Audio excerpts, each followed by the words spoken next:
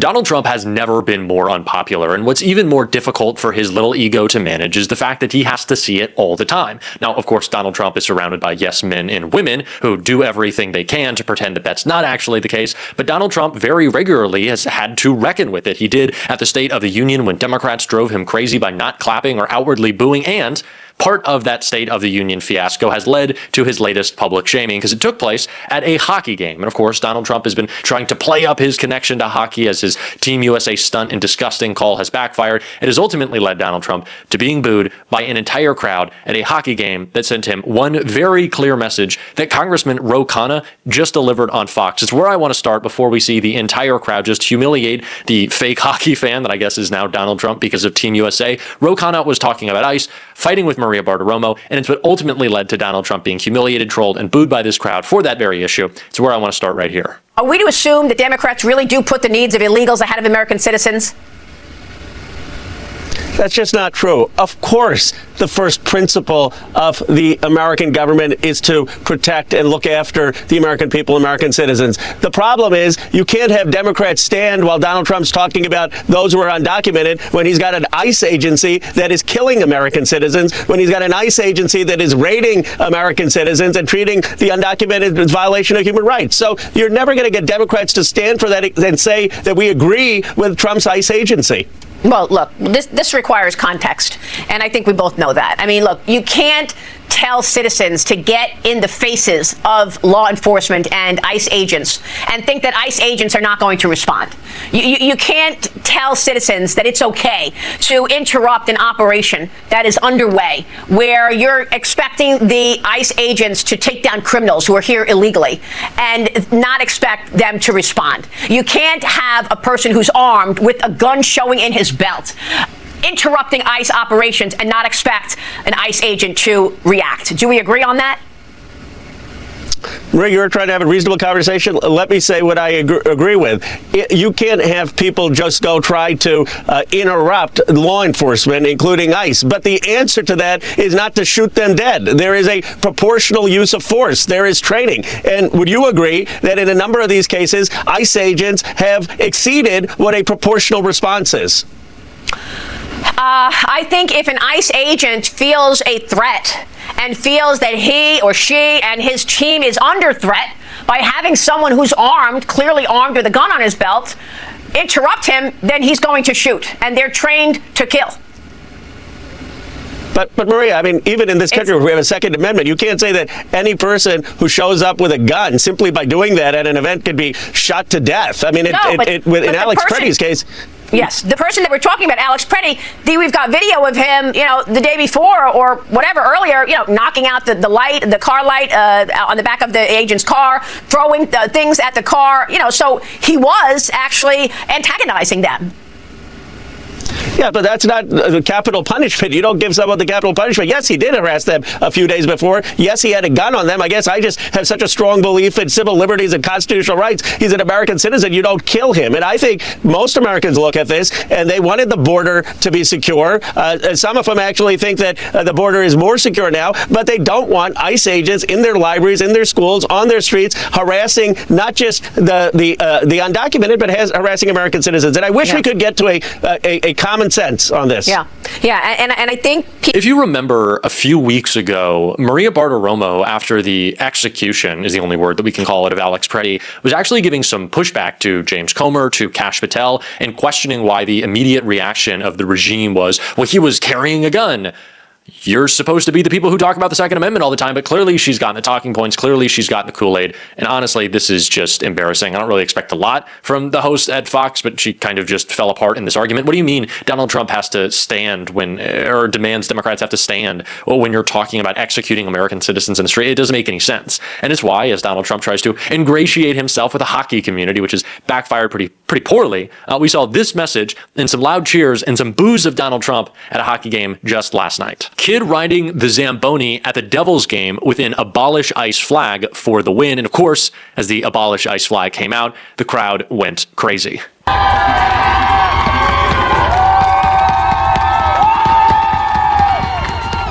So is it really any surprise that the agency responsible for murdering people in the streets is kind of unpopular? And I think this is also a little bit more charged with that crowd, with the way that Donald Trump has tried to latch himself on to Team USA. Very interesting that the people who all the time talk about how they want sports out of politics are happy for the president of the United States to call the Team USA boys, at least except for the 5 of them who didn't actually go to the White House, boys hockey team, and insult the women's team, which also won gold and has been medaling for much longer, but that's a different conversation. Those people are plenty fine for Kash Patel to drink beers on our dime and Donald Trump to humiliate the country. And I think it's been extra charged, but you see like the PR being done right now. It's so fucking embarrassing from these hockey players who are celebrating with Trump and went and ate Big Macs with him at the White House. They're posting all of these videos of them with their daughters. It's like, oh, great. So you own a woman. Must mean that you love and respect women. Great job, guys. Great PR. It really is embarrassing. But I think that's why this moment at that hockey game, at that NHL game, was so especially charged, because I think so many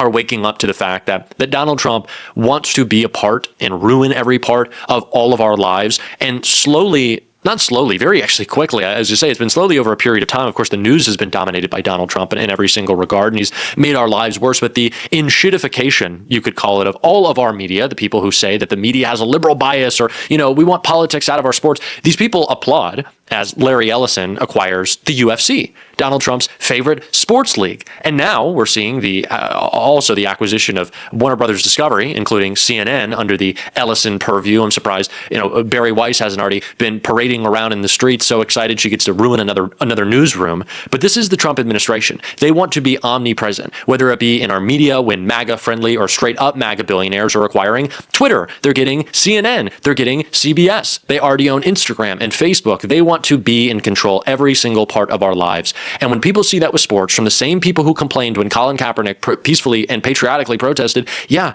they're going to be a little bit more pissed off. So it's no surprise to me that fuck ICE, even on the ice, ironically enough, is a pretty popular message. And I think more people in sports should be pushing back, especially when Donald Trump wants to glom onto their platform and pretend that it's his. This is the guy who knows nothing about sports. When Donald Trump has like the Super Bowl champions, or I don't think any NBA teams are going to be going to the White House, but he's always like, well, quite frankly, they throw the ball and we love the ball and he caught it and that was great, isn't it? Wasn't it great, JD? Like, he has no idea what he's talking about. Of course he doesn't. So don't allow him to pretend. It's just such bullshit. But truthfully, I think that moment and all of that coming together was part of the charged celebration of the fuck ICE banner and the booze for Donald Trump, the humiliation and trolling for Donald Trump, and it should be, because these people, as I've continued to say, they genuinely hate us. I think Kristi Noem's a great example of it.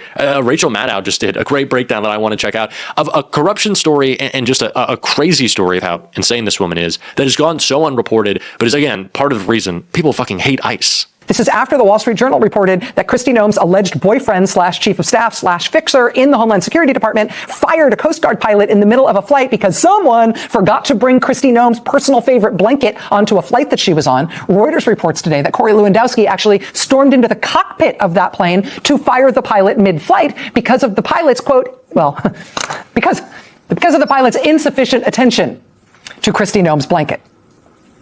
We have not confirmed this, but this is Reuters is reporting today, quote, the pilots in the cockpit asked Lewandowski to return to the cabin until they had reached cruising altitude.